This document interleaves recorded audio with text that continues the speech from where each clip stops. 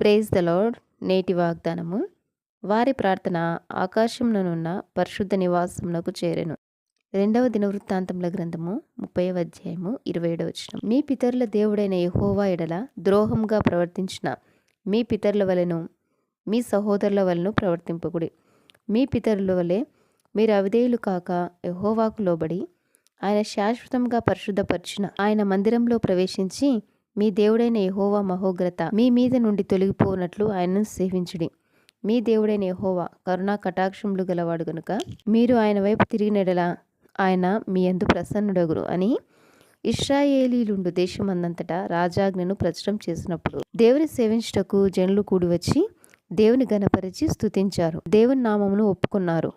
వారి ప్రార్థన దేవుని పరిశుద్ధ నివాసమునకు చేరింది. దేవునికి అయిష్టమైనవి తీసివేసుకుని పాపములు ఒప్పుకొని ప్రార్థించినప్పుడు మన ప్రార్థన దేవుని సన్నిధికి చేరుతుంది. కీర్తనాకారుడు ఈ విధంగా అంటున్నాడు, నా ప్రార్థన ధూపం వలెను, నేను చేతులెత్తుట సాయంకాల నైవేద్యం వలెను నీ దృష్టికి అంగీకారం లగును గాక. ఆమేన్.